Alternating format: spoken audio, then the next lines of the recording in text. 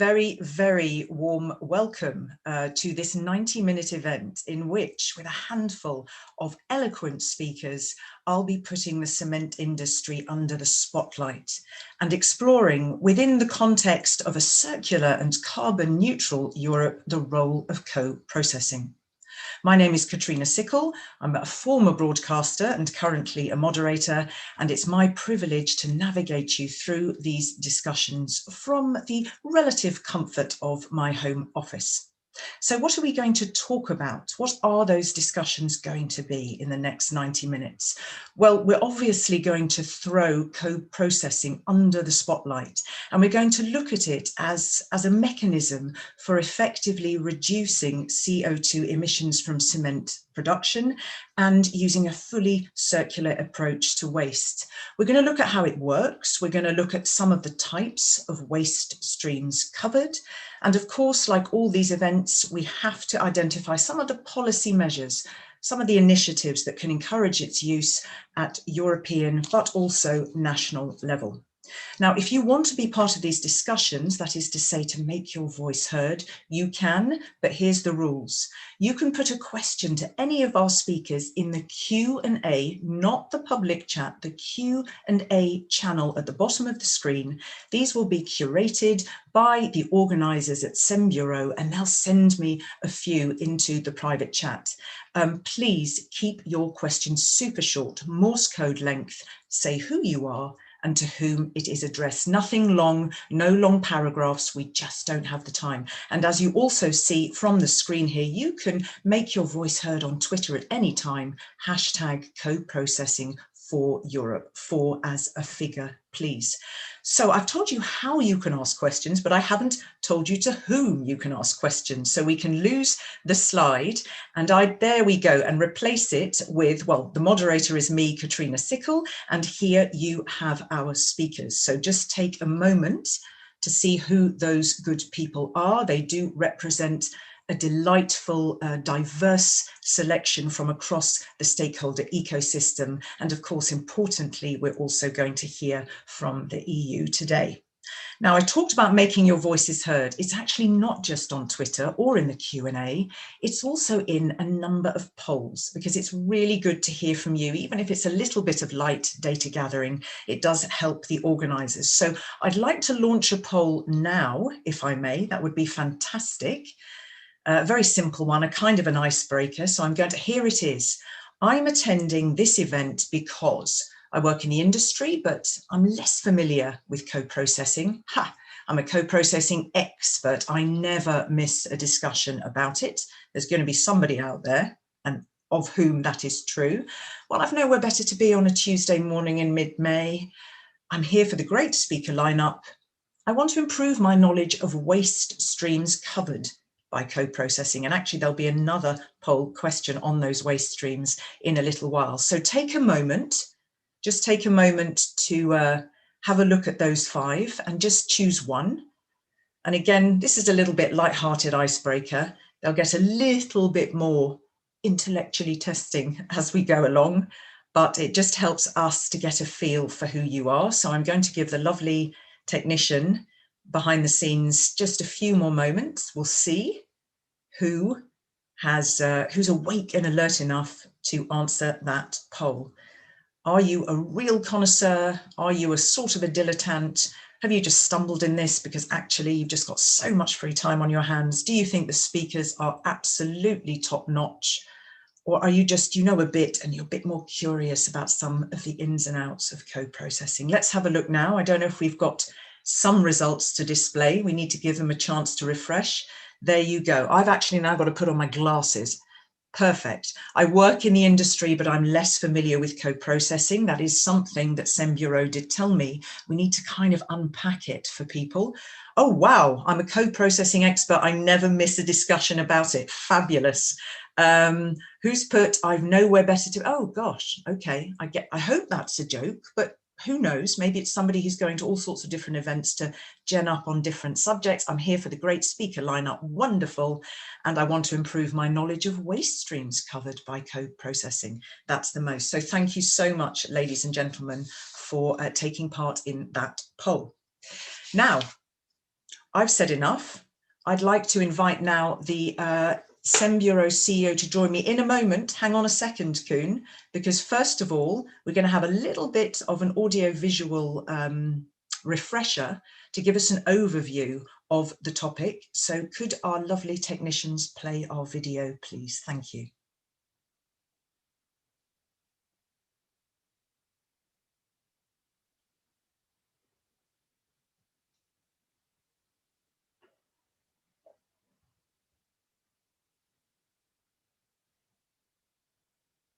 We don't have sound, but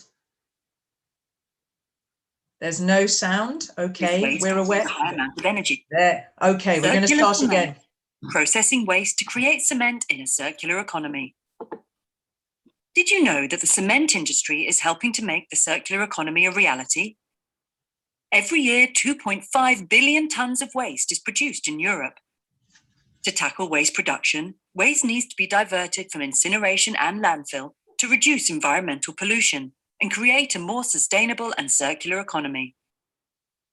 One proven solution to reducing the impact of waste is to transform waste into recycled materials and thermal energy in cement manufacturing. Cement is created by heating limestone and other raw materials to a very high temperature in a kiln. This process creates clinker, which is then combined with gypsum and sometimes other mineral components before being ground down to create cement. The cement industry can also use waste from municipalities or companies. This waste contains a high amount of energy, which can provide the fuel needed to heat the kiln. Waste can also contain mineral fractions, which can replace primary mineral materials. The high temperature of the kiln leaves no residual material, as all material is incorporated in the clinker. This is known as co-processing. Waste buried in landfill can emit methane, while chemicals may also leak into the soil and water reserves. The potential energy and mineral that could be recycled or recovered is also lost when waste is sent to landfill or incinerated. Processing waste in a cement plant allows the mineral content of waste to be recycled in cement production, recovering 100% of the waste energy to heat the kiln. For example, the energy fraction of used tires, the rubber, is totally recovered, while the mineral fraction, the steel, is recycled as an alternative raw material. Cement kilns leave no residue, and potentially harmful substances and emissions are completely destroyed due to very high temperatures. Separate collection of waste is key to reach higher levels of recycling and recovery. Separate collection allows waste to receive the best treatment according to the waste hierarchy principles. Only waste that cannot be recovered or recycled is sent to landfill or incinerated. Due to the success of using waste as an alternative energy source, the current level of fossil fuel substitution with alternative fuels of 44% has the potential to rise. This could increase to 60% by 2030. The high temperatures used to heat a cement kiln, hotter than volcano lava, ensure the full destruction of hazardous substances which are not released into the atmosphere. Likewise, concrete products using cement produced by co-processing pose no risk to people or the environment. Co-processing also contributes to reduce the use of imported fossil fuels and therefore reduces the release of greenhouse gases into the atmosphere.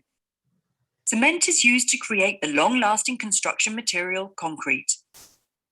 Concrete is 100% recyclable and can be reused as an aggregate for new concrete products or road applications. Concrete waste from construction and demolition can also be recycled as a substitute for primary raw materials to create new cement using co-processing.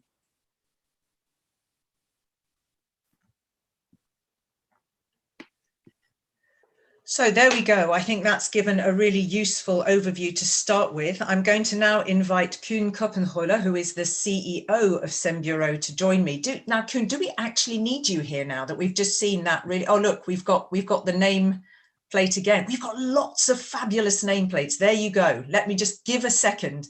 We cannot not see you on you're looking incredibly erudite in that slide, Koen. Let's find out if you are as erudite as you look.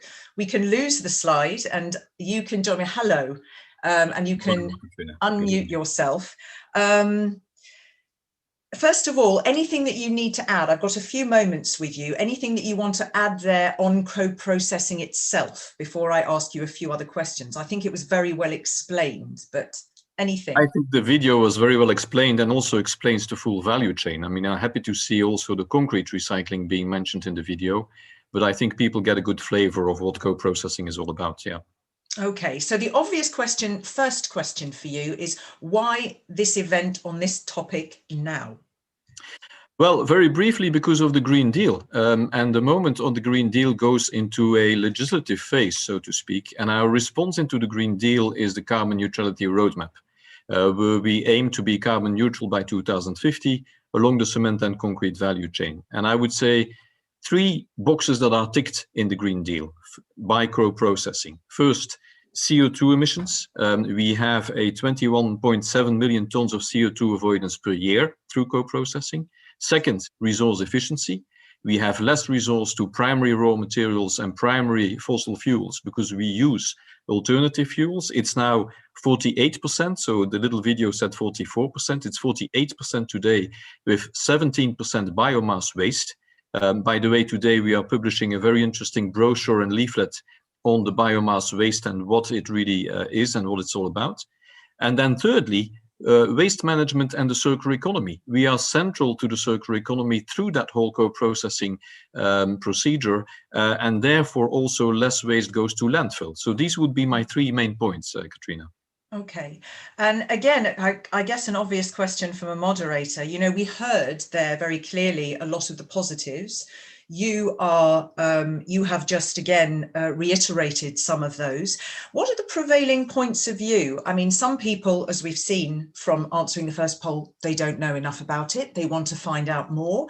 Some have concerns about it. So how might you like to address those in this opening?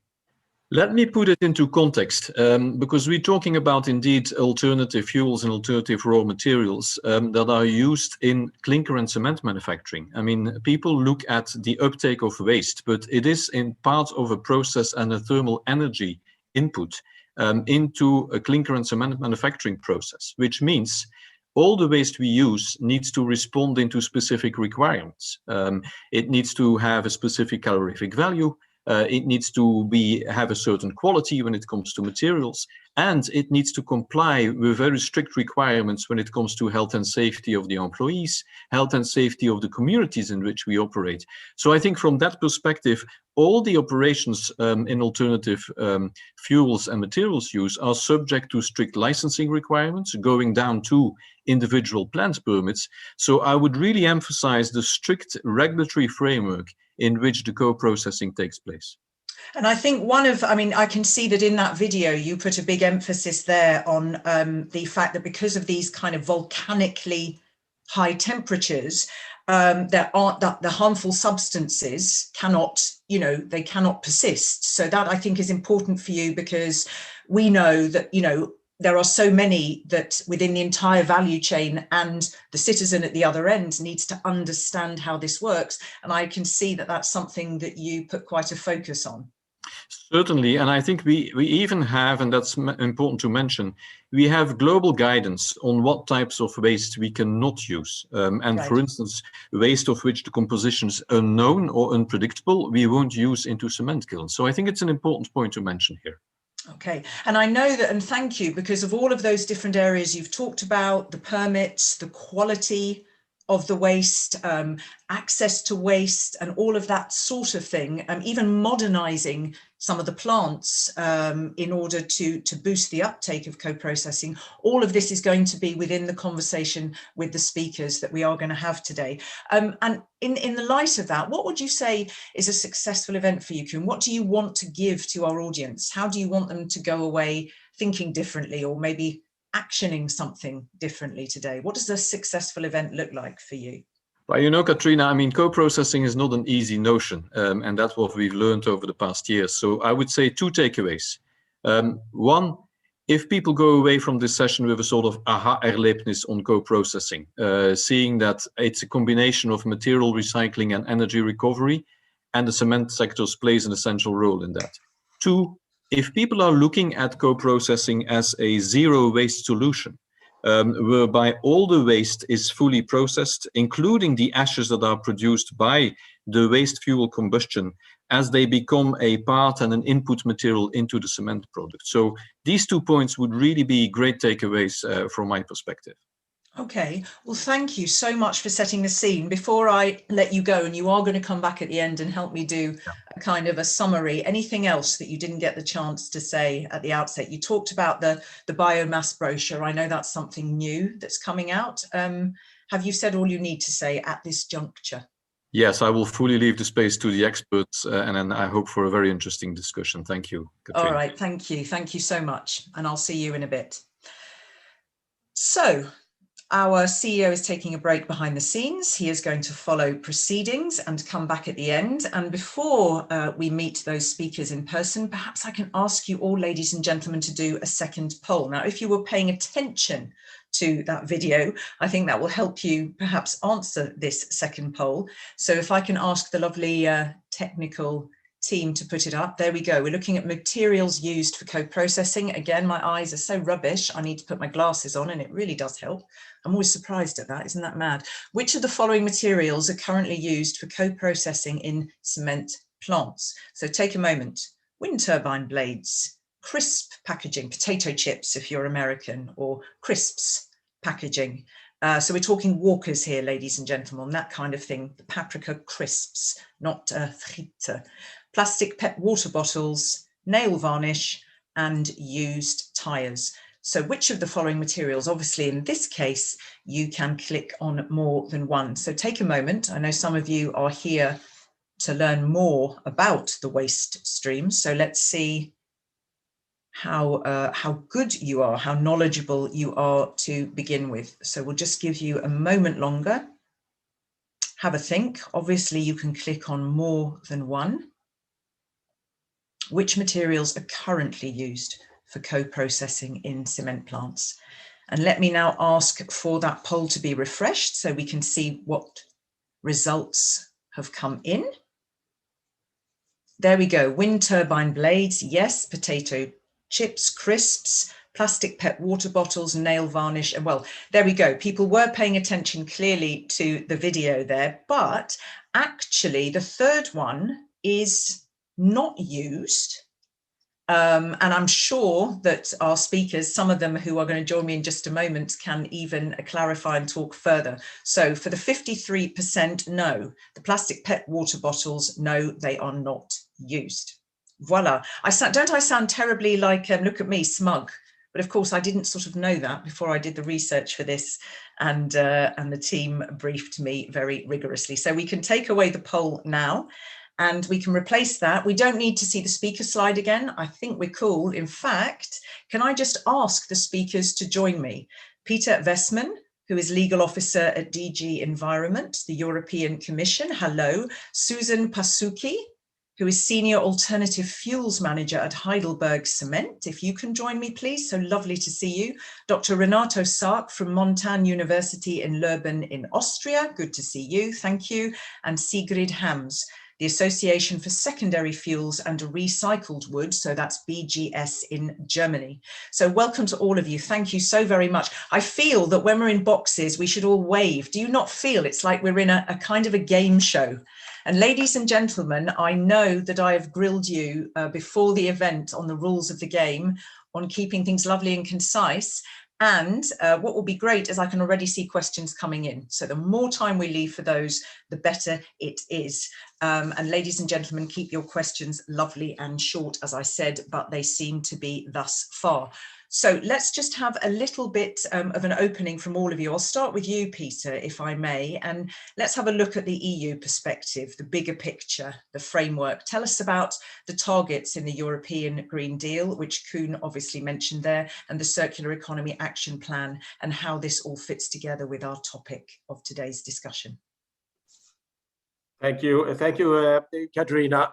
Yes, you mentioned the European Green Deal. It was adopted in December 2019, and it is a growth strategy for member states, its citizens and businesses to transform the European Union into a modern and competitive economy.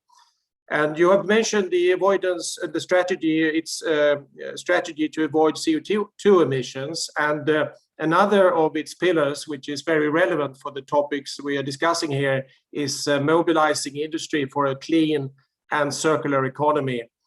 And the important steps are described in detail in the Circular Economy Action Plan adopted by the Commission last year. And they are about waste prevention, separate collection, and a single market for recycling. And the legal context is the waste hierarchy, with waste prevention as the preferred measure, and at the bottom, as the very last resorts, incineration and landfilling. And there are ambitious recycling targets that have to be met by member states. By 2025, at least 55% of municipal waste have to be recycled. And this target will rise to 60% by 2030 and 65% by 2035.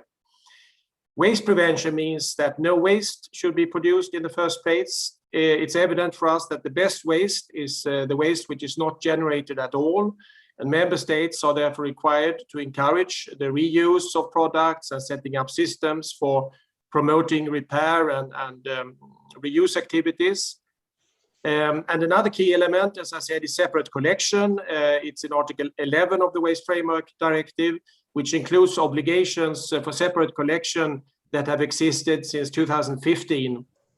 And they were substantively reinforced in the revision of the legislation in 2018. And finally, single market is about improving the functioning of the internal market for recycling. So waste going for recycling should enjoy free movement within the European Union's single market, just like any other good, without any unnecessary restrictions. Mm-hmm. So EU companies should benefit from a robust and integrated single market in order to be able to treat and recycle waste at the best and most suitable installations, even if they're located across the border in another member state. Okay. And the Commission is helping to facilitate this in different ways.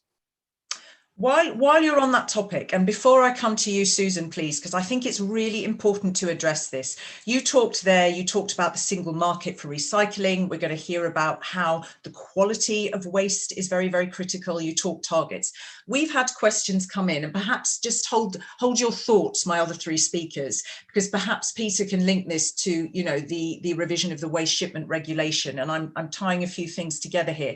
But we have had questions come in. How can burning waste be considered circular, and how can it be zero waste when it creates demand for waste?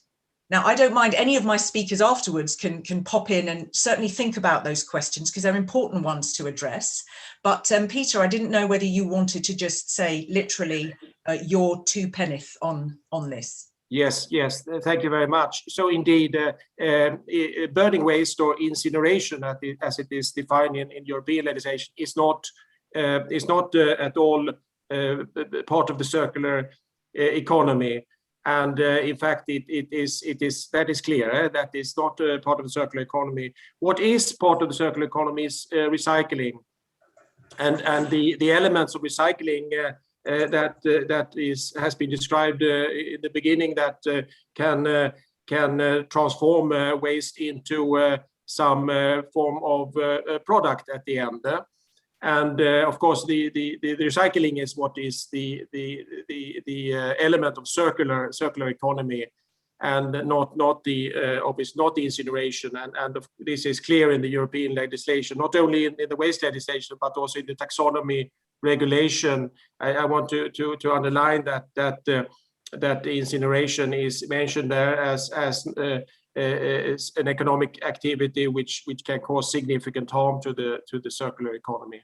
Okay, and so there is this question. I mean, perhaps I can leave it for somebody else. Actually, I mean, you've answered there, and there's lots more coming in, Peter. So I'm not ignoring your questions, ladies and gentlemen. What I'm going to do is give the other speakers a chance to just come in, and then if my speakers can keep an eye too on the private chat, you can see some of the issues that are coming in, and you can take advantage of responding in your answers. But I'm going to come to Susan next from Heidelberg Cement. Now, Susan, you can unmute yourself. Heidelberg Cement, if I am correctly explaining to the audience that may not know, is one of the world's largest manufacturers of building materials. So products are used, you know, a little bit as we saw there in the video, houses, traffic routes, commercial, industrial facilities. The company has a very specific goal of producing climate neutral concrete by 2050. So within that context, how do you want to add to the definition, the explanation of co-processing thus far, and how it fits into this vision for carbon neutrality? And maybe if perhaps go not too much overlap and perhaps some things we've not heard yet from our speakers. Thank you. Absolutely, Katerina. Thank you for giving me this question, because yes, we have a clear target, and this is because of the responsibility we have. So cement production worldwide is actually accountable for 8% of the total CO2 emissions worldwide. So we are having a responsibility on our shoulders, and this is a heavy responsibility. And therefore, not only we as a company, but also we as an industry, we know that we have to change this. So how can co-processing add to this? This is actually totally clear for me that co-processing of waste is a kind of, I would say, transfer technology, because we have to go hand in hand with the zero waste targets we have for the European Union, for example.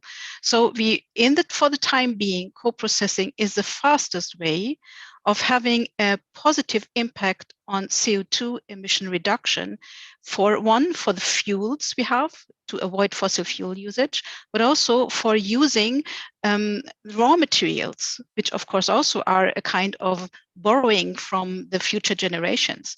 And by co-processing, we can do both, reduce the raw materials we put in and reduce the fossil fuel usage. And then at the same time, we are massively investing in a lot of projects, finding the right solution on CO2 capture and either utilization or storing. And we hope to be the first to have real solutions, technical solutions, to use this material, the CO2 we capture in the future. But the way until we get there is co-processing one of the biggest options we have. Okay, thank you. And thank you so much for your clarity. And let's just stick with you for a moment, because I'd like to just ask this next question. I had another question for you on biomass waste. We know that that's also under the spotlight. We know that Sembureau has put out this brochure. I'd like to just dive into that a little more and ask you about it as, you know, is it biomass waste for co-processing sustainable? But I don't know if you've had a chance to have a look. And I am just scrolling, ladies and gentlemen. I'm doing that pat your head, rub your stomach thing that moderators of online events have to do. So I'm just going to draw your attention, Susan, to here. I've read that burning biomass, this is an audience member, produces 50% more CO2 than coal. Is it correct? And if it is, how is burning biomass and waste carbon neutral? So there's a lot of questions clearly around this and some need for clarity. Shall I come to you again? And then Sigrid may wish to also wade in here. Thank you. I understand very well. So when we look at it's a technical term I use now, emission factors coming from alternative fuels or from fossil fuels, then we see that the CO2 emissions are, as a kind of calculation, sometimes even higher because the heat value is lower. But in the end, it's a kind of renewable source. Renewable means it grows again, like, for example, if you take sunflower husks, or if you olive kernels, or if you take paper, which is made from wood. So it regrows, and by regrowing, it's a kind of material which can be counted as CO2 neutral because it's regrowing, and therefore biomass is counted as CO2 neutral. It's not that it's not emitting CO2, that would be a wrong way to see it, but it's regrowing, so it can capture the CO2 which is emitted again. And this is actually, in short, how this has to be dealt with. Okay, I'm going to both Sigrid and Renato are both nodding. I'll come to you, Renato, first, just because, and Sigrid, obviously, if there is something to add there, do keep an eye, because you are the experts. And if you can harness some of the particular questions that are coming out of this plethora of questions to be able to respond to people, that would be fabulous. So people go away feeling, right, that's been answered for me. So just to talk a little bit, because you're coming, as I said, from the University of Leuven, what is interesting for us in a nutshell to hear from you is some of the main research topics of waste processing technology, but also waste management now, and perhaps you could give a hint of one or two possible future topics. Thank you very much, Katrina. Yes, I'm from the Montan University from Austria, from Leoben, and especially from the chair of waste processing technology and waste management. So we deal research and development in waste sector at the chair for about 25 years. And a lot of our students or people who have studied in Leoben are now working worldwide, also in the cement industry. So the main focus at our research is an industrial-oriented focus and research. So together with the industry partners, we develop new methods. We elaborate large-scale tests and so on and so on. So there is a clear, very short, very extensive cooperation between science and industry, and we together develop the future. So, and as Peter explained before, circular economy is of course one of the main topics. And also we as the chair address this topic, and therefore co-processing and SRF topic is also one very important part of circular economy. And if I am allowed to give some information about the future, I would to bring it on 3 points. As we have heard in the video, separate collection and the increase of separate collection is one of the crucial points when we are talking about circular economy. So it's clear we have to more separate collect, because this is the prerequisite for high quality material for recycling sector. But we should not forget that there is still a lot of mixed waste that consist of high quality raw materials, secondary raw materials, and also high quality secondary energy materials like solid recovered fuels or materials that are after processed to solid recovered fuels. So both sides, also in mixed ways, we have to consider raw materials, but also energy materials. The second point for future development is, of course, the waste treatment. Our plants have to be more efficient. Not only the cement industry, but also the whole waste management sector has to be more efficient. It means more sorting ability and more sorting efficiency, more recycling, and at the end of the day, more recyclability. It's not only to separate something, it has also to be more recyclable. So there is also a clear, let me say, call to our production industry to produce more recyclable materials or to produce more recyclable products, because if the products are not recyclable, the waste management cannot deal with them. And the third point in waste management is of course the digitalization. So, and also in Leoben, we develop in the field of digitalization, where it's about online and on-time material quality measurement and machine as well as plant performance management. So finally, only when the material quality communicates in a digital way with the plant performance, the whole system can be upgraded and to reach higher efficiency. So the waste management is still in the developing phase, and it's a lot to do. And we should not forget that about, in most cases, and Peter also was talking about recycling rates, this recycling rate refer to municipal waste.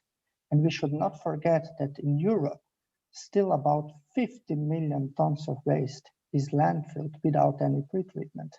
So there is a high potential for further development also in this sector. So next 15 to 20 years of waste management are of high interest for everyone here in the value chain, as we are here today in this webinar.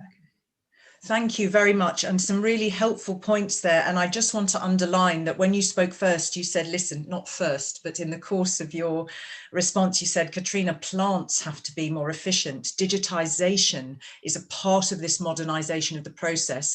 We are going to touch on this because there are barriers. So we've got a lot of people asking, but hang on, I've got to just sort out where this all fits in my head, and the burning and the waste and within the waste hierarchy. And hang on a minute. So there's that side of things. And then there's also various reports that have been done on the barriers. So we'll talk a bit to Peter about that from the legislative point of view and how they can help perhaps support or remove some of these obstacles in general. Efficiency of plants being one, access to waste, the demand for waste is another. And also important to say that there has, of course, been this report, I don't know if it's Ecofis or I might have got that wrong as the actual generator of the report, on the difference in different member states in how co-processing is actually implemented, the degree to which.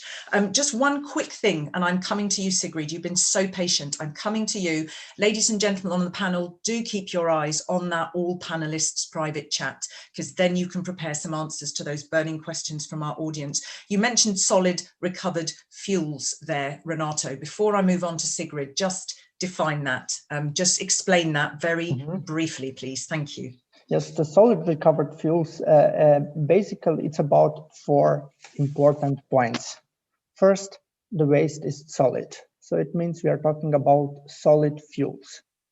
The second part is it's produced exclusively from non-hazardous waste. So we are not talking about hazardous waste, we are talking about non-hazardous waste. The third very important point is the utilization. What are you doing with it? It means it's utilized for energy recovery, not for energy burning or destroying, but for energy recovery. It means it replaces some other primary fuel energy. And at the beginning, we have heard in the European thermal substitution rate in the cement industry is about 48%. Let me give the Austrian example. We have the substitution rate of 80% in average. And also in my PhD, that is already 6 years ago, we have discussed and based on practical tests and trials, we have reached 100% thermal substitution rate. So technically, it is possible to reach 100% thermal substitution rate. And the fourth, yes, okay, and the fourth criteria is the quality. Yeah. So at the end of the day, you have to have a proper quality, which is defined in the European Union by the European standard 15359, or even in some countries, in Austria, we have additional limit values, like also in Germany. And there are also some plant and cement industry specific limit values. So it means only quality assured waste fuel can be used as solid recovered fuel. Okay, thank you. And that very, very helpfully takes us into Sigrid, I think. And then she's got quite the privilege because she's heard everything that's gone before. So she can add to her contributions, but also shape them according to what she's heard and what the audience predilections are. So you are working, as I said, Sigrid, for the Quality Assurance Association for Solid Recovered Fuels and Recycled Wood in Germany.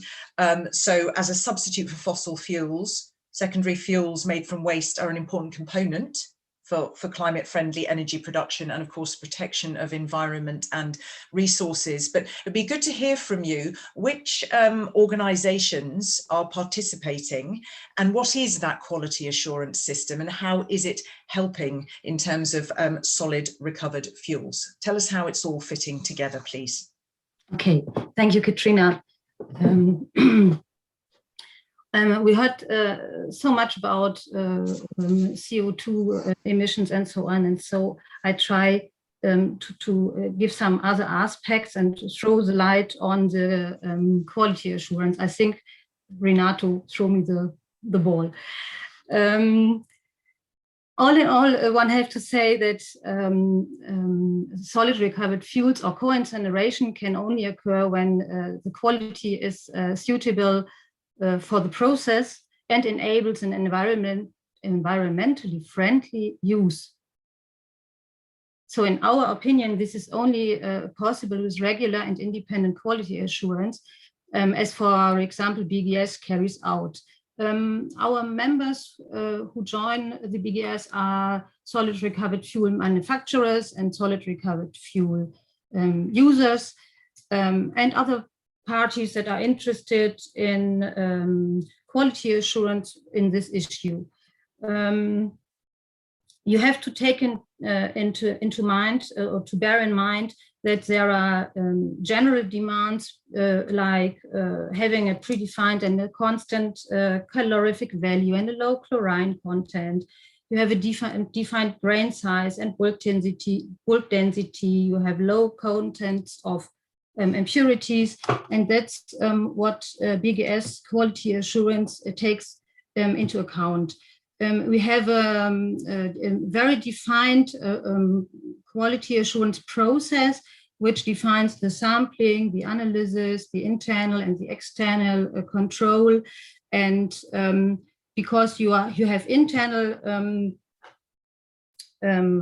control, you also can use the results for your process, to adopt your process, to improve your process, your production process.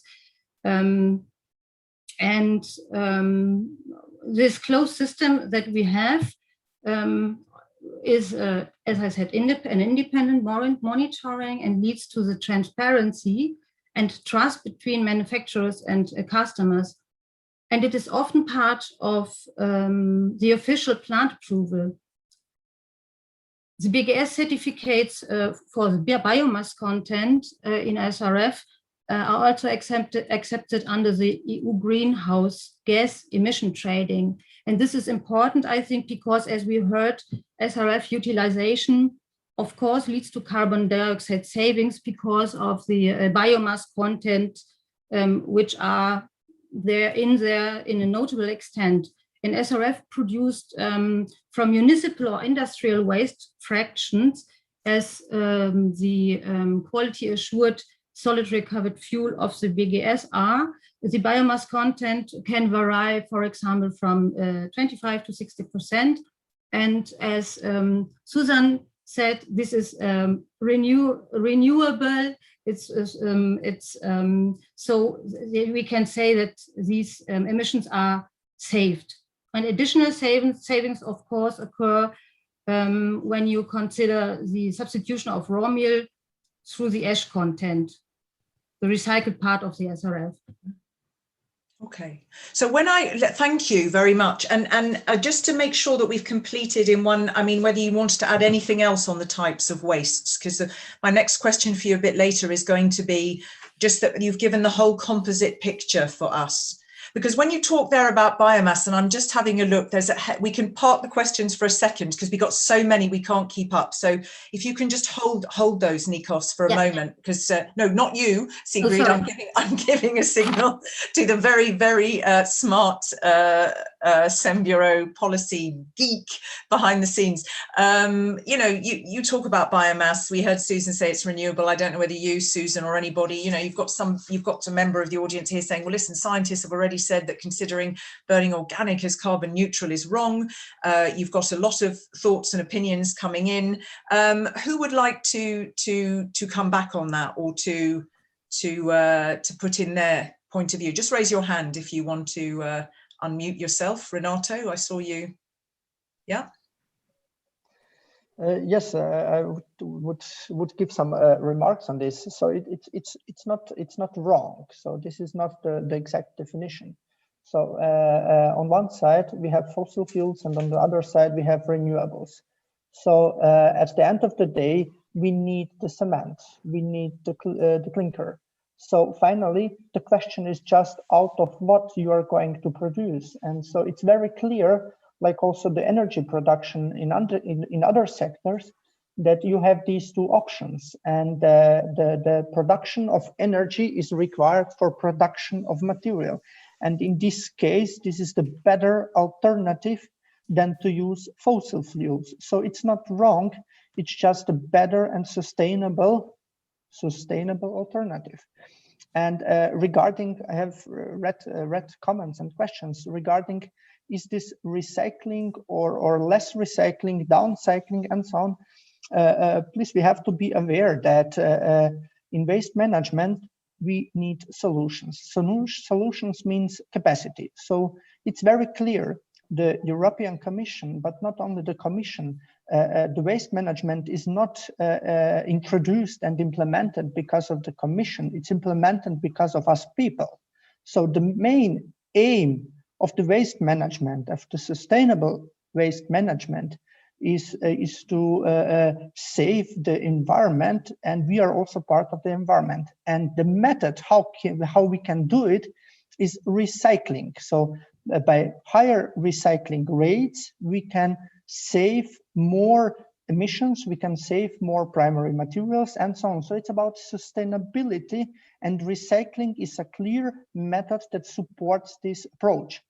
So I need you to round off. Yes, just go ahead. Nevertheless, please be aware that we cannot recycle everything. So we need additional solution, and very useful and meaningful solution is energy recovery. So on one side, we use the material level, and on the other side, we use the energy level of waste at the best, proper, and sustainable way. So future development of circular economy means a combination of recycling and energy recovery.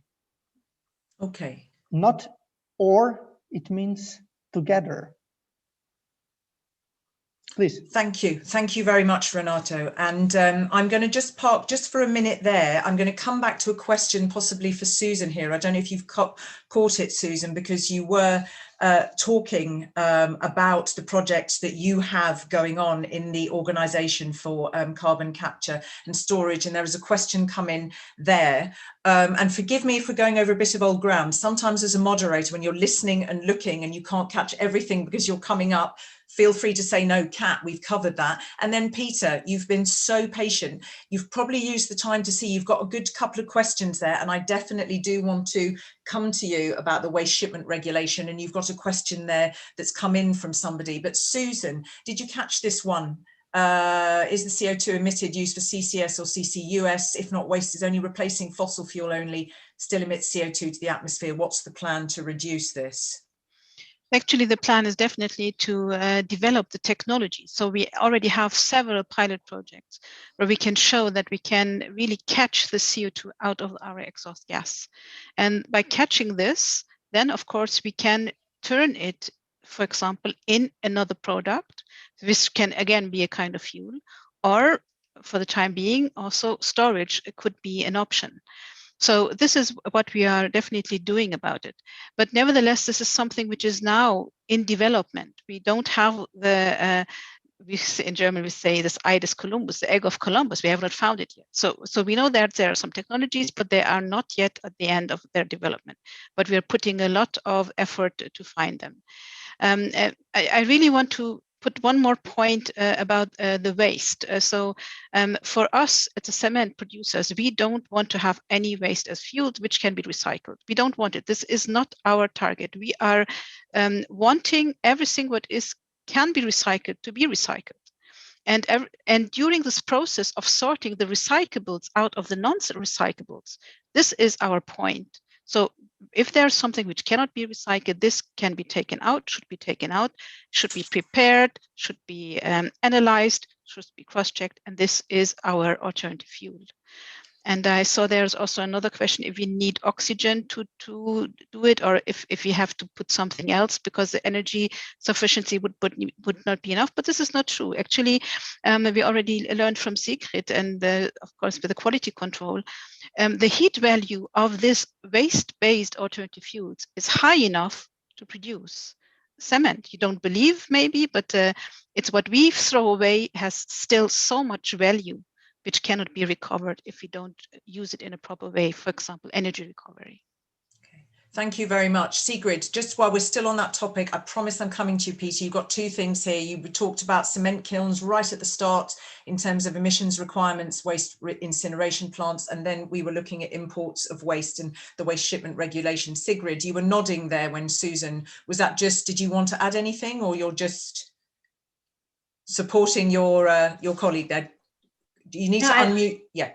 I just want to add something, because Renato said it is both necessary, the recycling and the co-combustion, and it's not in competition. And that's the same for our solid recovered fuels, because they are only produced, as Susan says, not from the fractions that can be recycled, but from the residues that occur when you are treating a waste. You're collecting waste, and this waste cannot one-to-one get into a recycling. You have to treat it. You have to treat it manually, and there are treatment residues, and these residues are used to produce the solid recovered fuels.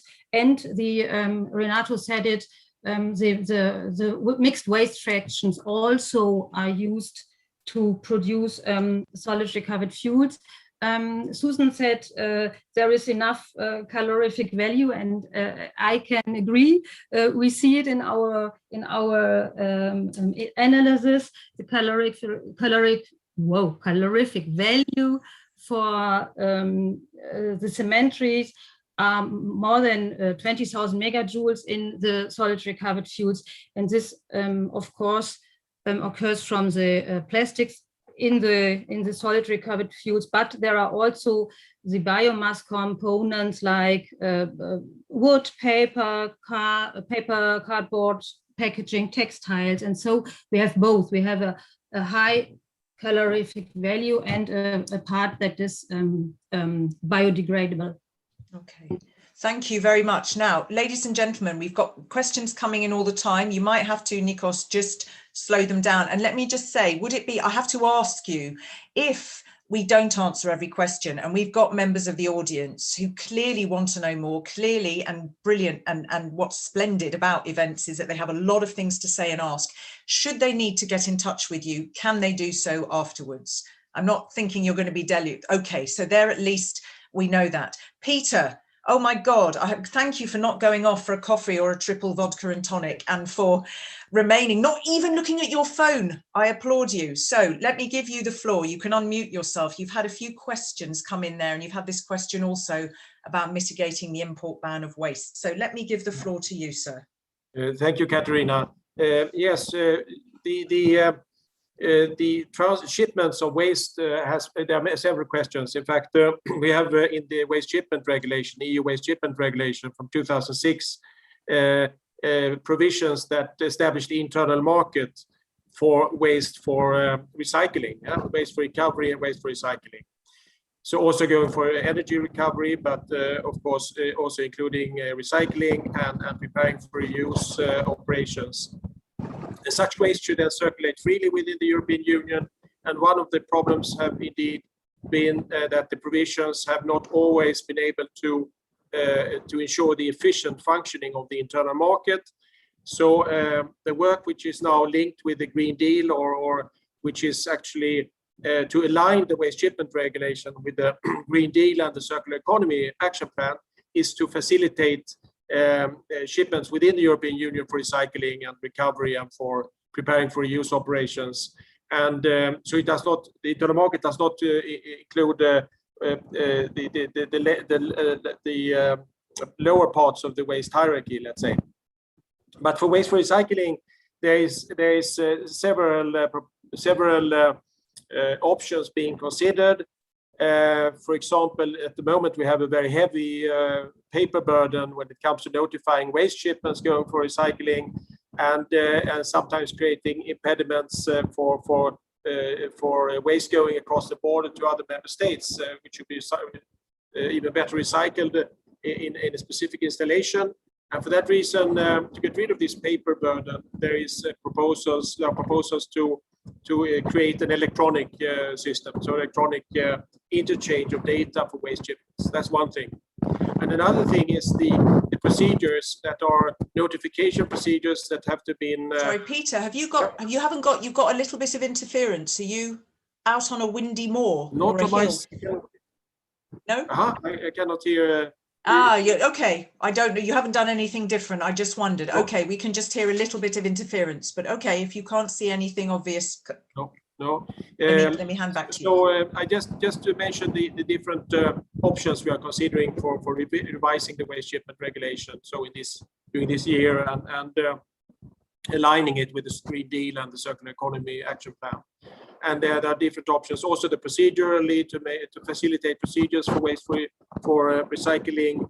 We have something called pre-consented facilities, and that's an option being considered how to improve the system of pre-consented facilities for recycling operations, and also looking at the end of waste criteria. It's not really in the waste shipment regulation. That is part of the Waste Framework Directive, Article 6, but we are scoping different waste streams to ensure that we have an approach to consider when a waste ceases to be waste, that has gone through the recycling and has become a product. And many member states have national end of waste criteria. We are looking into the possibilities of EU-wide end of waste criteria. So that we are at the beginning of that process, let's say. So we have different options to facilitate recycling markets. And then I think on the yes, I think that was a little bit about the question was about the I tried to clarify then that the internal market or the free movement of waste only includes waste for recovery and recycling and for preparing for use and not for the other activities such as landfill and incineration, which are lower down the hierarchy. So the question is, of course, the application of the waste hierarchy. It's legally binding in the Waste Framework Directive, and this is the overarching legal provisions that we are following. Okay. Can I just hold that thought there, because there is so much coming in, and I can't keep track of this conversation that's coming in, and the speakers who are not having to necessarily listen so closely at the same time, I hope you are, because I just want to be clear. We've got 25 minutes, and I'm going to ask Koen back, and I'm sure his brain is taking all this in, he's scribbling intently, but there are certain questions, I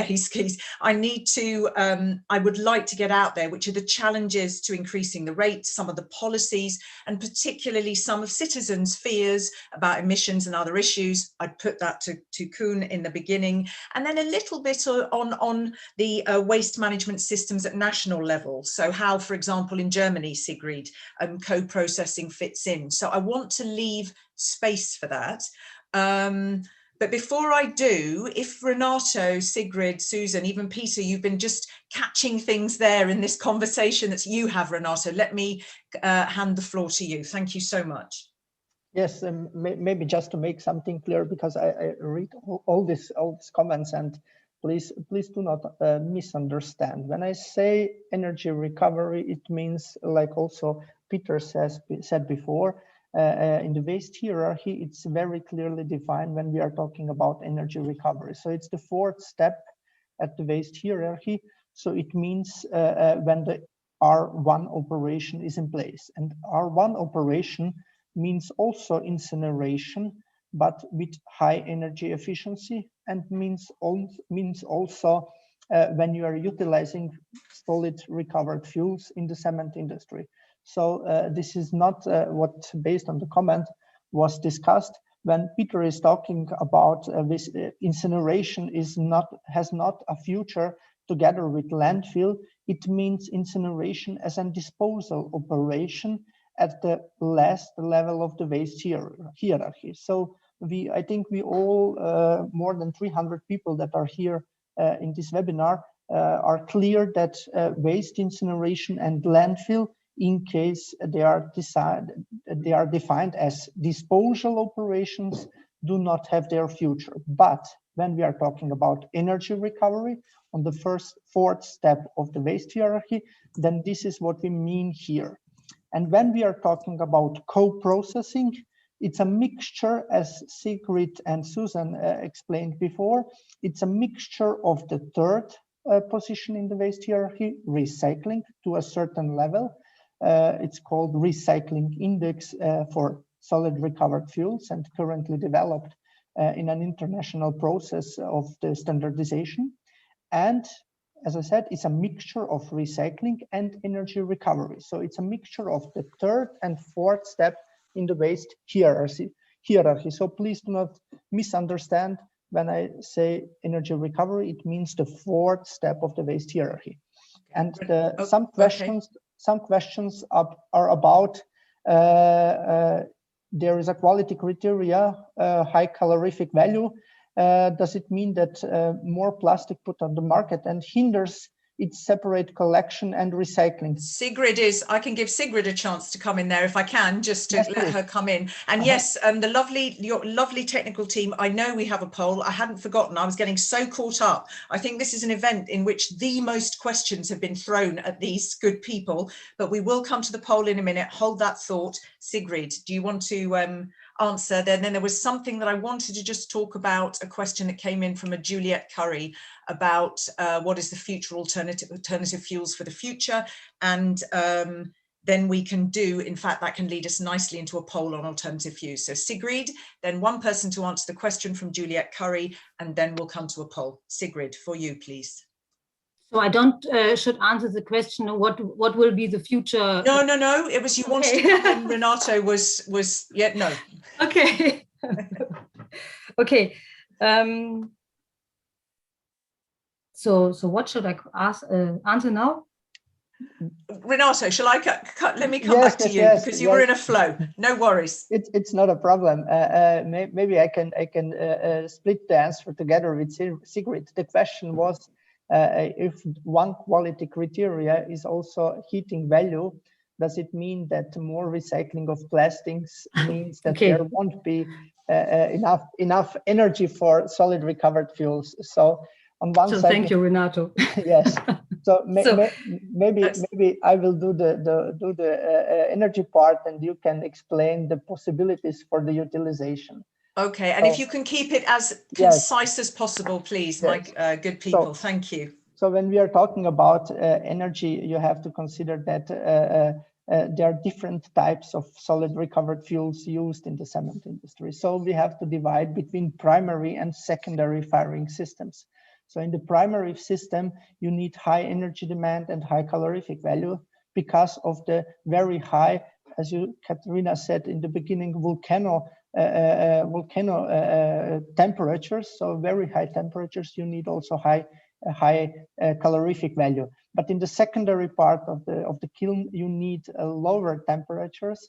So also lower heating values are possible to be used in this case.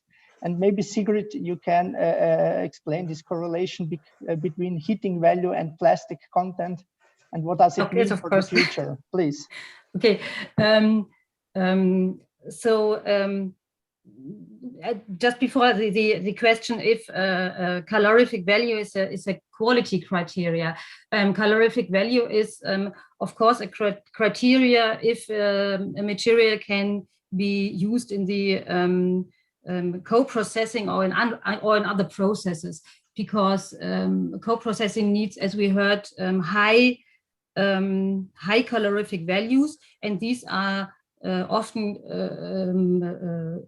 become from plastics. But this does not mean that more plastic will get into co-combustion, because, as I said, it is not the aim to put as many waste in the solid recovered fuel production as possible, but using materials that cannot be recycled. And in the case you collect plastic separately, there are it has to be treated before you can use it again for recycling. To get PET back to a PET, so you have to treat it, and there are the recycling or the treatment residues then are used for the solid recovered fuel production, but they are also from plastics, but this plastics has not the quality to get into the recycling, and that's why they are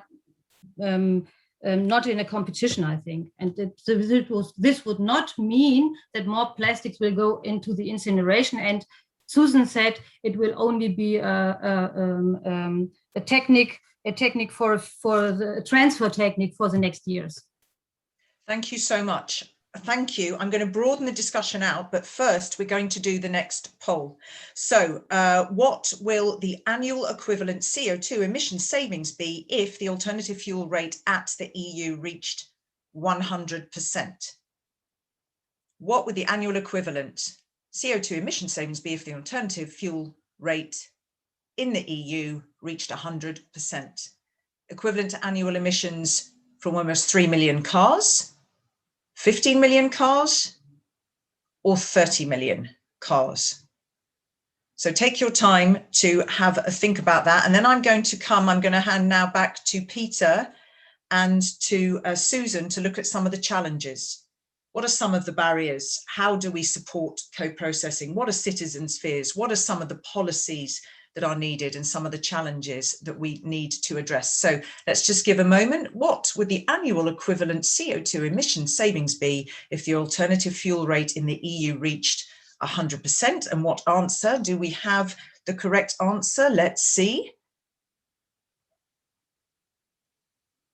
55% said 30 million, so 55% of you are correct. So you can give yourselves a pat on the back and a large chocolate biscuit.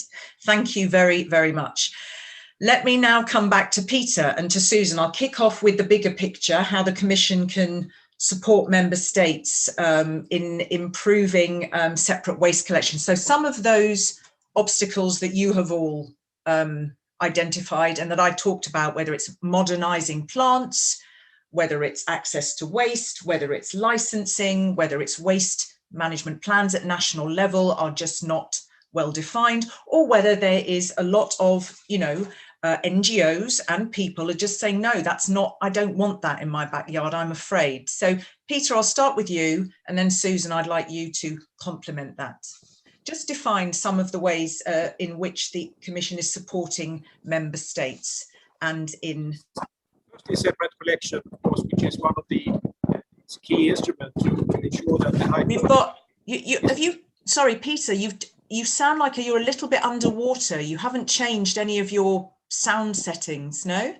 You're not just be careful you're not moving something against your laptop. Maybe just be very still like a cyborg, because we're getting a bit of interference. Well, no. That's worse. Go on, carry on. Not possible. I not change anything, I'm sorry. Just to I'll put it shortly. Separate collection is the key element research quality, and it helps getting good recycling materials, getting good waste into making recycled materials. Sorry, Peter, it's so distant. Do you have any, I can pass to Susan if you can find a headset. I don't want to lose what you're saying, or you don't have any smartphone. No, I don't have, I don't understand why. Yeah, something is touching your microphone, Peter. Something is pushing against your mic, your clothes, or sorry, ladies and gentlemen. Nothing. There's nothing touching my computer or nothing. Ah, okay, that's okay. Can you hear me now? It is probably the connection. It is the connection. Can you hear me? Ladies and gentlemen, we'll just be fine with Pete as long as we can hear you, Peter. Maybe I stop the video. Is it better? Is it better now without the video? A bit. Go on, carry on. Carry on. Hear me now? Yes. No, it's not, Peter. Sorry, ladies and gentlemen. We can never not have technical problems. Show your video. We're going to live with the difficult sound, and then I'll come to Susan. No problem. Okay, go ahead. Thank you. As separate collection is something that we are facilitating by guidance and helping member states to improve separate collection systems. It works. We have shown in all capitals of the European Union that separate collection is impossible, and we are helping with guidance to establish a better separate collection. And as I said, the internal market for recycling is we are working to improve, and I think that's really key important. importance that the waste is circulating freely to recycling operations. And thirdly, waste management planning is of key importance, so that member states have to revise their waste management plans in line with the new Waste Framework Directive from 2018. So we are now compiling the information from member states and seeking to receive the updated waste management plans, which must show measures in line with the waste hierarchy. So preparing for reuse and recycling in order to meet the ambitious recycling targets. Thank you. It does indeed. Somebody just said that's the wind. It sounds like you're in a very windy place. I don't know if that's I'd asked you that, but no worries. We heard you clearly enough. Thank you very, very much. Sounds like you've got little gremlins accompanying you somewhere there. Susan, as I said, what are those challenges to increasing the co-processing rate, some of the policies that can accelerate co-processing in the industry, and how does that sit alongside citizens' concerns? And I can come to Renato and Sigrid too on that. Actually, yes, Peter already said the most important point, which is a separate collection. But I can give you another view on the point. So I'm living 3 kilometers from a cement plant, from our competitors. I want to be, as a mother and someone in the neighborhood, I want to be totally sure that they're doing it in the right way and that they are not emitting anything harmful. So I'm a professional from this, and therefore I can be sure that giving the permit from an authority, environmental authority, and regular controls of the input and at the stack is making things totally clear that there are no emissions harming me or my kid or the environment. And this, of course, it's a thing which has to be checked by authorities on a regular basis. I'm totally sure that it is done. Often it is asked that we have other emission regulations and waste incinerators. So recently there has been an independent study on this. So actually this is something of the past. So all new permits which are gained are having nearly 100% of the same emission regulations. So we are developing very fast with new state-of-the-art technology, and we are putting a lot of money to really keeping the state of technical standards to have the reduced emissions. So we are much, much cleaner than 10 years ago, and huge amount of difference in total emission of dust, NOx, SOx, and so on, compared to 20 years ago. So this is ages between the states of that time and today, and there will be more to come, and we will be state of the art of the time. So I hope I can by this show that I'm convinced that this is the right thing, because in a lot of countries we still struggle to get the permit for co-processing. So we need to wait 4 years, 5 years, yet another discussion and another discussion until we finally gain the permit of starting with co-processing, which is really pushing us back in all our CO2 reducing targets. So definitely, for sure, this is part of it. Thank you very much. You shared very personally your how you see things. You shared your personal story there in terms of citizen.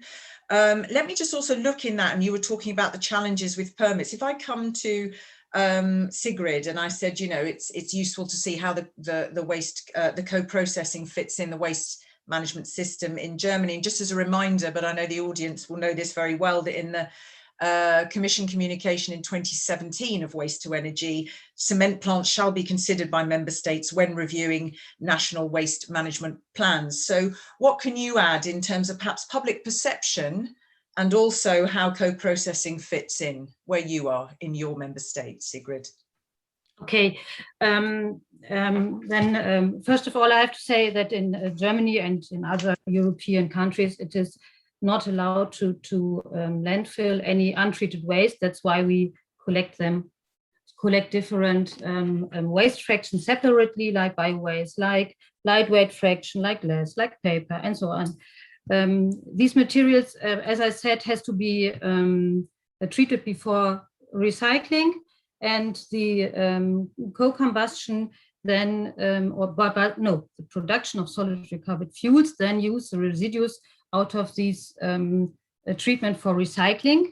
And what is very important, as Susan said, is that for the solid recovered fuels, of course, there are reference values for different impurities, for different metals and so on, so that you can assure that the use of solid recovered fuels is really environmental friendly and not harmful for the citizen.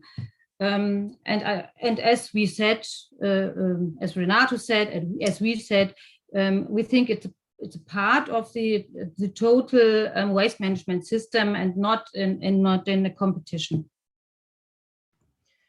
Renato, let me ask this, let me throw over the same, these general, these same questions to you, please. And then it would be interesting to hear some more about biomass waste being co-processors. So let's make sure we cover that. But first things first, Renato, I asked you about some of the barriers, how policy could support it, and what are some citizens' concerns, and founded, unfounded, how do you allay those fears?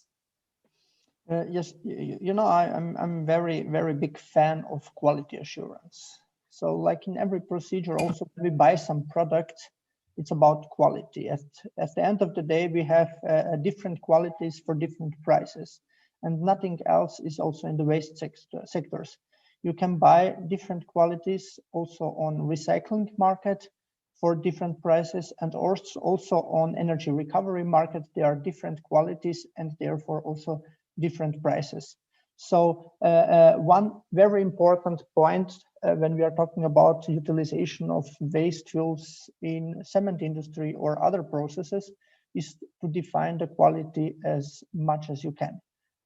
Why? Because then the waste management is required to produce this quality. So, and finally also the SRF as the definition, as you asked me a few questions before, it's also about quality assured waste fuel that is utilized in the cement industry. So we are talking about the quality and not only the quantity. Another point, what we of course can do is, I have seen in chat, there are some discussions, does it more recycling means less waste for the co-processing in the cement industry? Let me explain you this in two ways. So on one side, more recycling means also more quality assured solid recovered fuels. It's quite complicated now because more recycling, more quality assured waste fuels. How does it fit together? It's really, really very easy. If you want to do recycling, you must do sorting. If you collect separately plastics, papers, doesn't matter. Material that burns, that also can burn, you must sort it. And if you sort it, you cannot recycle 100%. And also, this was mentioned by Sigrid, there are some residues. And also it was mentioned by Peter, there is a recycling target 55%. So if we reach 55% up to the 100%, there is still a potential for 45%. You have to do something with this. You cannot go with this to the landfill. It's quite nonsense to bring energy and raw materials to the landfill. So in the 21st century, this is not the approach. So more recycling means also quality assured waste fuels, because you need more pre-treatment, pre-sorting and sorting facilities, and there you will have residues, and these residues can be used for energy recovery. And one energy recovery option is co-processing option. That is the main topic of today. What does it mean, co-processing? It means at the same time utilization of the energy, but also the utilization of the mineral content in the waste fuels. And the mineral content is, as it was shown in the video, is the ash content of the waste fuels. So these ashes that are in average, based on our investigations, in a range of 18% of solid recovered fuels for the cement industry. So 18% is the ash content. Out of this, about 80%, means 80% of this 18% is consisting of 4 main chemical oxides that are raw material for the cement productions. So it means this is the co-processing. At the same time, you are using energy in the waste, but also using material for substitution of primary raw materials. And regarding CO2 emissions, how this save of emissions is gained, we are talking, in general, there are two types of CO2 emissions, or fossil or biogenic.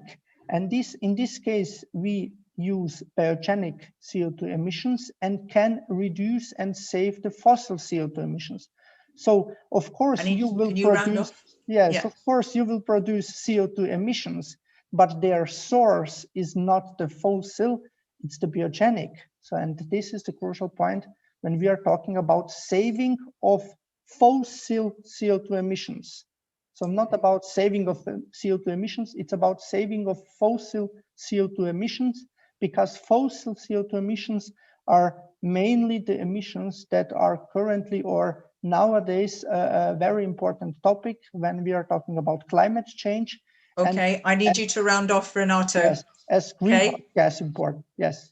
Thank you, and thank you, and it's fantastic, and it's fantastic that there is so much bigger picture and technical exchange between the audience and all of you. And I would urge Nikos to curate this content, and perhaps either on Sembureau's website or a way to obviously connect the speakers, you can answer some of those outstanding questions or comments that we won't be able to address, because I want to just hear, have we talked enough about the biomass waste being co-processed? Maybe we can just have a couple of minutes, because Koen is waiting in the wings to join me again. And there was another question, I think the competition, for feedstock between incinerators and the cement industry. So literally, ladies and gentlemen, it's a 40-second answer to either of those. Who would like to, who did not? Yes, Susan, please come in. Thank you so much. Yeah, actually there, any outlook we look at about the development of waste in Europe, it's unfortunately showing it will be increasing. So unfortunately, the inhabitants of Europe have not yet understood that we have to reduce waste as such. So there is no competition for the time being, and not in the next 10 or 20 or 30 years. So the only thing to do is really to make it more costly to get rid of your waste, and by this force people to find new ideas for recycling, for reusing, for co-processing, until new technologies will make all this not usable anymore. So in future, maybe cement production works with plasma or whatever, and then we would not need any fossil fuels or other fuels anymore. So this is in short. Thank you. Peter, I'm just checking back with you. Okay, I'm just checking back with you if you want to pop in. We've had a lot of conversation and a lot of output there. Something critical in the twilight minutes that you would like to bring to the table, please. Yes, thank you. I just wanted to link up with what Susan said about reducing waste and diverting waste from landfilling and incineration. And then draw the attention to that there are examples in our EU legislation of incentives to apply the waste hierarchy, to move up the waste hierarchy through landfill and incineration. Peter, hang on a second. Peter, just sit back and see if it makes a difference. Don't lean. Right, now continue. Thank you. We still got that noise. So there are, linking with what Susan said, to reduce waste is important, because the divert waste also for landfilling and incineration is to put attention to the incentives of 60 legislation. Sorry, I can't. I'm so sorry to keep doing this. It's a struggle. You're going to have to sit forward, but I'm going to have to wind you up if we can't hear you, because it really sounds like there's wind. Come forward again. Maybe it's not in the change, but there is incentives like landfilling charges, incineration charges, pay as you throw schemes, which should be applied to divert from landfilling and incineration higher up in the hierarchy. Thank you. Anything else in the last minute for any of our speakers that I mean, there were lots of questions I had, but I've taken the majority from the audience. Anything else that we didn't talk about in terms of the biomass? Anything that you think people should know this? Renato, then Sigrid, very rapidly, please. So maybe the final statement. So of course, as Peter is saying, more recycling means we want to reach higher points at the waste hierarchy. And maybe just to sum up some last sentence based on comments, we have to discuss about things. Currently, we are talking about co-processing. We are talking about energy recovery and more recycling and more recycling. So, but nevertheless, it needs time. So the circular economy package targets are for 2025, 30, 35, or even for 2040. So today we need capacities. Tomorrow we will need more capacities. And maybe 2035, 2040, the whole topic will look a little bit different. But nevertheless, we will need still capacities, as also Susan said. So based on this timeline, of course, different measures could be the best one, but nowadays there is a clear point. We need more capacities because, as I said before, 50 million tons of just municipal waste is still going untreated to the landfill. So, ladies and gentlemen, 50 million tons of potential is going still to the landfill. So we need capacities. Thank you, Renato. Sigrid, last literally no more than a minute, please, from you. Thank you so much. Okay, then I want to add 2 points. The first point is Renato said that we has an energetic and a material use, and all this material use of solid recovered fuels also lead to the avoidance of carbon dioxide emissions, because every percent of ash you can use, you do not have to deacidificate the raw material. So in the case you use ash in the cement, you avoid the use of raw material, and this has always been deacidificated, and this leads to CO2 emissions. So that's the first point. And the second point, Renato says we need capacities, and I say it's okay, but don't forget the quality of the solid recovered fuels that should be used in co-incineration, because we as I said at the beginning, we always want solid recovered fuels that are good for the process and for the environment. Thank you very much. Maybe Katrina, yeah, it's got to be a short one, but yes, go ahead. When I'm talking about capacity, I mean recycling and energy recovery capacity. And energy recovery, so it's about and considering the targets that were mentioned by Peter, of course. Thank you very much. You stay or go. You may, if you need a breather. Thank you so much to all of you, Sigrid, Renato, Susan, Peter, and I do apologize, Peter, I had to keep adjusting there for you. It was just so that you could be best heard. Thank you for raising your hands, that you would be happy to hear from speakers who have questions for you or would like to take issue with what you've said or have a nice intellectual tussle by email or phone. Then that's delightful, and hopefully Sembureau can curate some of the questions that came in that we couldn't address. So if you want to take a breather behind screen, ladies and gentlemen, please do so. In the last 1-2 minutes, I'm going to invite Koen back. And I do want to give you the benefit, Koen, when you pop back with me. Hello there. Hello. Hi. I think you perhaps might want to respond to this that's come in. You know, waste generation is set to decrease. I don't know if you've seen it in the chat.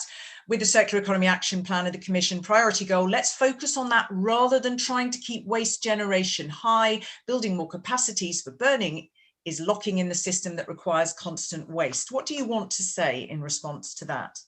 Well, I think it goes back to the discussion about the waste hierarchy. I mean, of course, prevention is the first point, but we also heard from the discussion that there's still 50 million tons going to landfill, and then we're only talking about landfill. So there is waste out there, and then the question is, what are we going to do with the waste? And I think there we say that the cement industry has an option to basically use that waste, as we said before, and that has been clear from the discussions, as an alternative raw material or for energy recovery. It's putting the waste to good use, I would say, in a circular economy approach. So thank you. In the light of that, and I didn't do actually a last poll, which I could have, but I'm going to do the last poll perhaps. In fact, while you're here, let's do the poll now. The main challenges, in fact, and then I'll come back to you for your last few takeaways and perhaps something you didn't hear or you want, because we got really into some serious technical issues there. What are the main challenges to reach 100% co-processing? So is it the legislative framework? Is it the technical upgrades? Is it the health impacts? What do the citizen think? Is it the local national waste management system improvements? Is that where the issue is? I had highlighted some of the issues a little bit earlier. There aren't any challenges as a piece of cake. I can only assume that the court jester will respond to the last one. So let's just give you a moment. What do you think the challenges are, even if it's not reaching 100%, to increasing co-processing? And I know that there are still lots of different opinions among the audience, but for those who can harness their thoughts around the challenges, let's have a look if we've got some results there. Thanks for your patience, Koen. Local national waste management system improvements, 49% says that's the biggest challenge. Next comes the technical upgrades and investments, then the legislative framework. The health impacts takes less place there, and the court jester has said no challenges, piece of cake. Whoever you are, thank you so very much. So we can remove the poll. Any surprises there for you, Koen, in that result? Not really. I mean, I think that is also what is coming out from the Ecofis study that you mentioned before. I don't think that the challenge is mainly a technical challenge. There are some technical improvements that need to be made in the process to allow co-processing, but the main challenge is regulatory in nature and is local waste management. And if I may, jumping ahead of one of the questions that you may have, what did I not hear? I did hear about, indeed, the Commission saying we have guidance for the member states, but what we found is that most of the barriers are national barriers. And in addition to the landfill ban that is not in place at European level, but national barriers are very much present in the member states, also clarifying that we have a different rate of co-processing in the different member states across the European Union. You heard about Austria going to very high levels. In Europe, we're at 48% on average, but very much different per member state because of these barriers in place. And that is something that I didn't sufficiently, I mean, we didn't have the time, but I think that's worth another debate, I would say. Yes, I think absolutely. And what do you think, anything that you were surprised at in what you heard, or and where do you see, if you had to pinpoint one of the biggest challenges going forward? Well, you looked at the legislative aspect, the challenges at member states, so perhaps you've answered that. What's the most optimistic? Where do you see as the lowest hanging fruit moving forward, and you think for the industry? I think the lowest hanging fruit is indeed in moving ahead as we are. We're coming from 2% in 1990 alternative fuel use to 48% now. We have a 60% target by 2030 and 90% target by 2050. I mean, if we set these targets, it means that they're technically realistic.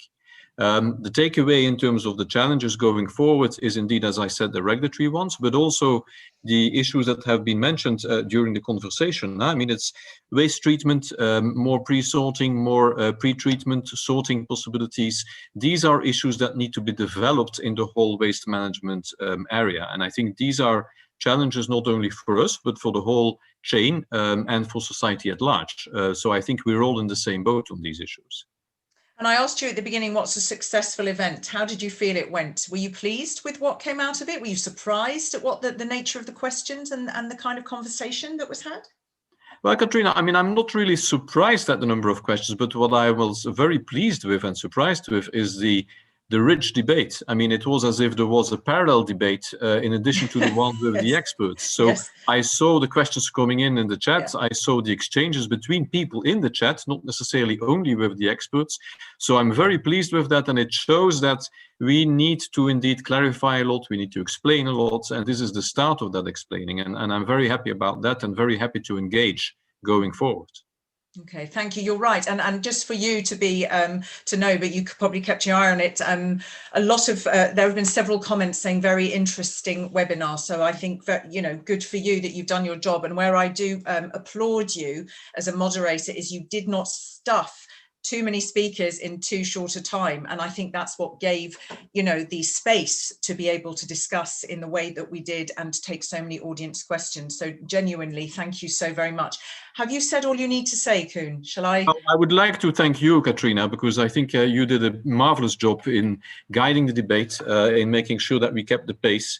We had excellent experts in the panel, so many thanks to them as well. And again, many thanks to the people who attended this meeting, because I think it shows that the interest for the activity of the cement industry, but also the questions they have, and that is the basis for further discussion.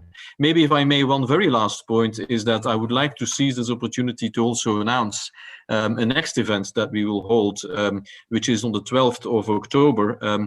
But that's more generally an event around the Fit for 55 package and the role of cement and concrete in the sustainable built environment. We have put that on the 12th of October because that's the moment where the Fit for 55 package will have been released by the European Commission. We have interesting speakers there, so I would say stay put for that event as well. And you're all cordially invited, and hoping for I mean, the same amount of people attending. I saw 300 now going down, but I saw 300 throughout the event, so that's great. Thank you very much again, Katrina. Thank you, and thank you, John. I love that, cordially invited, and this is lovely. Here's a comment that came in from Piotr Barjak.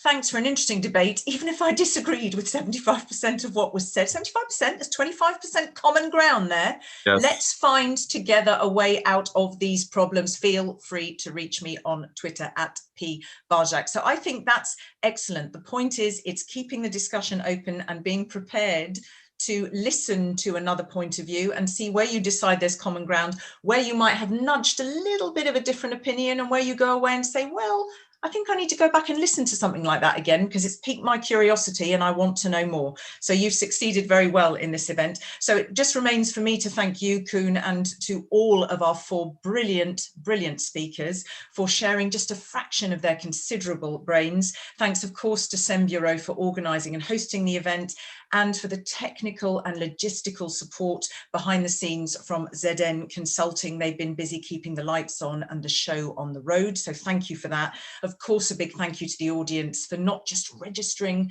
but for turning up and for bombarding us with questions.